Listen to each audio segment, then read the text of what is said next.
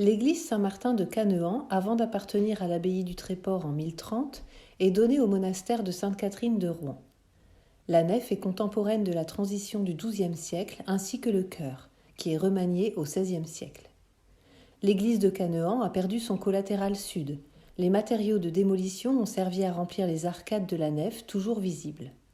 Le clocher, en silex et pierre, paraît être un vestige de l'église précédente du XIe et XIIe siècle.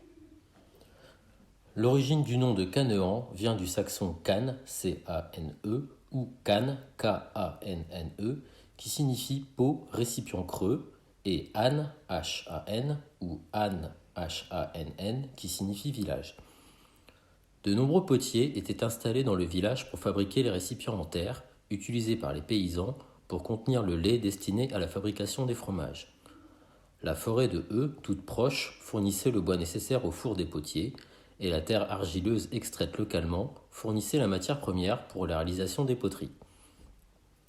Au Tille, hameau de Cannehan, le long de l'Yerre, il y avait autrefois une laiterie et fromagerie, les anciennes usines Plantard. Ces usines ont été rachetées par le groupe des Fermiers Réunis après la Seconde Guerre mondiale. Dans la laiterie-fromagerie de Cannehan, on fabriquait entre autres un camembert, le roitelet, et ce jusque vers 1971. Cette laiterie est aujourd'hui fermée. Les bâtiments en briques sont les seuls vestiges de cette activité industrielle encore visible. La présence sur l'Yerre de nombreux moulins permettait d'assurer la force motrice. Un moulin en particulier au hameau de Bourg-l'Abbé servait à actionner une scierie afin d'exploiter le bois de la forêt de Heu.